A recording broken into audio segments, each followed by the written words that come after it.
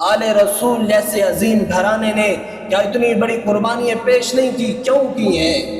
ایک ہی بات تھی نا کہ یزید کے ہاتھ پر بیعت کر لو، سب کچھ معاف کر دیا جائے گا، سارے تخت تمہارے ہیں، ساری عزتیں تمہاری ہیں، پروٹوکول ملیں گے، عزتیں ملیں گی۔ لیکن ایمان کے نور کو پہچانتے تھے۔ کیا فرمایا ہے؟ ساری نسلیں ذبح کی جا سکتی ہیں، اللہ کے نام پہ سب کچھ قربان کیا جا سکتا ہے۔ یہ ایمان ہے اور یہ وہ ایمان کا نور ہے۔ کاش کہ ہمیں وہ نور میسر آئے۔ اس لیے اب ابن عباس فرمایا کرتے تھے جو نماز جمعہ کو چھوڑ دے وہ ایمان کے نور کو زائل کر دیتا ہے، ختم کر دیتا ہے۔ اس لیے جمعے کے دن ماں باپ کی قبر پہ جانا، یہ بھی اللہ کے نبی علیہ السلام نے فرمایا جو جمعے کے دن ماں باپ کی قبر پہ جائے، فرمایا جانے والے بیٹے کی اللہ بخشش فرما دے۔ سبحان اللہ تو کہو، عمل تو پھر مقدر کی بات ہے۔ فرمایا جو ماں باپ کی قبر پہ جمعے کے دن جائے، اللہ جانے والے بیٹے کے گناہوں کو معاف کر دیتے ہیں، اور اولاد کی جو حق میں ماں باپ دعائیں کرتے ہیں، فرمایا اللہ وہ سلسلہ پھر سے چلا دیتے ہیں۔ سیدہ عائشہ صدیقہ رضی اللہ تعالی عنہ فرماتی ہیں حضور اقدس صلی اللہ علیہ وسلم نے فرمایا جس نے جمعے کی نماز کے بعد، اس بات کو غور سے سنیے، ہر بندہ چاہتا ہے کہ میں آفات سے بچ جاؤں۔ آپ میں سے کون چاہتا ہے کہ میں آفات سے بچوں، میں شرور و فتن سے بچوں؟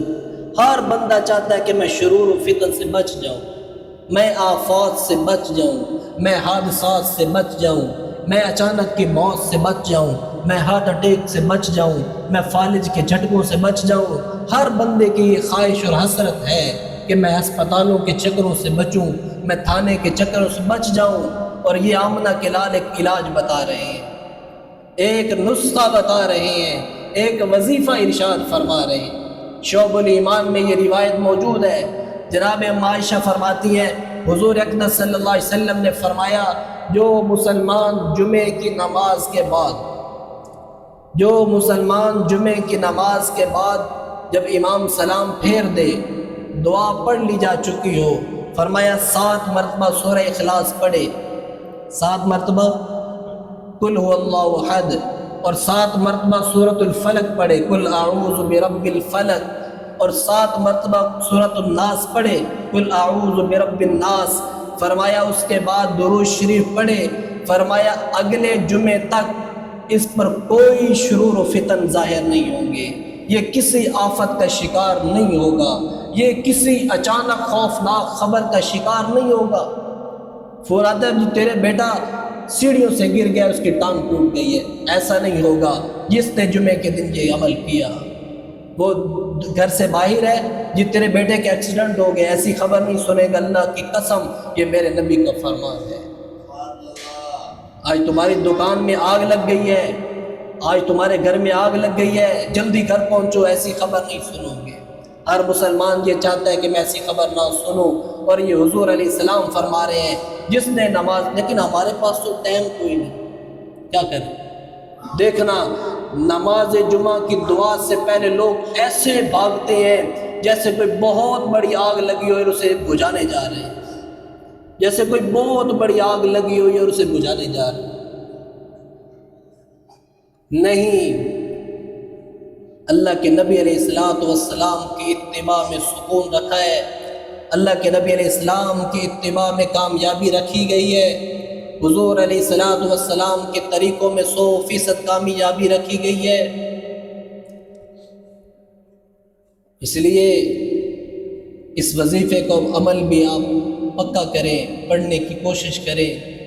نماز کے بعد دیکھو 8ویں دن اکثر ہم میں سے، اللہ نہ کرے کوئی نہ ہو، لیکن اکثر جو مسجد میں آئے وہ 8ویں دن آئے بیٹھے۔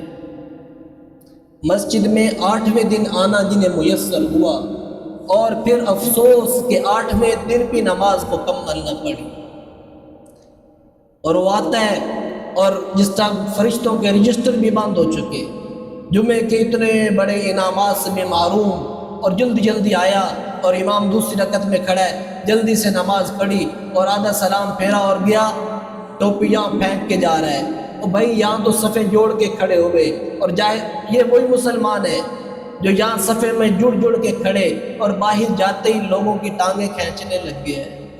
یہاں نماز پڑھنے آیا، سر پہ ٹوپی بھی رکھی ہے، آج سنت کے مطابق لباس بھی پہنا ہے، کسی کو کچھ بھی نہیں کہہ رہا، اور مسجد سے نکلتے ہی لوگوں کو گالیاں دے رہا ہے، لوگوں کو تکلیف پہنچا رہا ہے۔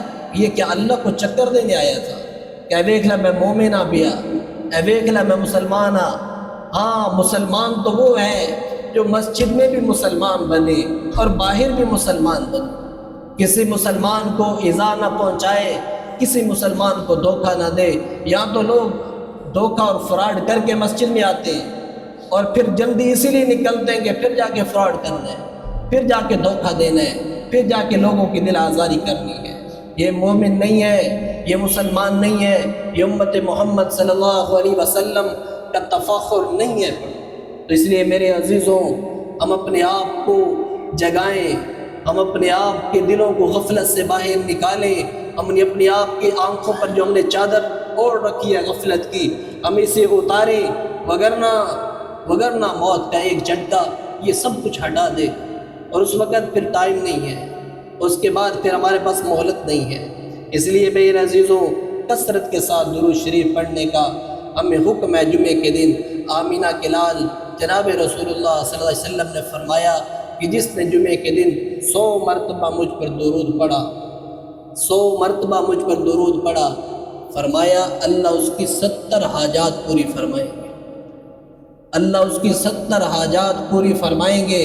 پھر فرمایا 30 حاجات اللہ دنیا کی پوری فرمائیں گے اور 20 حاجات اللہ آخرت کی پوری فرمائیں گے۔ یہ کتنے بڑے انعام کی بات ہے۔ تو کوشش کریں گے بھائی درود پاک کی بھی کثرت کریں، اور جو آپ علیہ السلام کا یہ وظیفہ ہے اس کی بھی کثرت کریں، کوشش کریں ماں باپ کی قبروں پہ جانے کی بھی، اور اللہ تعالی ہمیں حضور علیہ السلام کی خود کی سچی محبت نصیب فرمائے، اور اللہ روز حشر کو قیامت کے دن حضور کی شفاعت کا ہمیں مستحق قرار دے۔ آمین۔ وآخر الدعوانا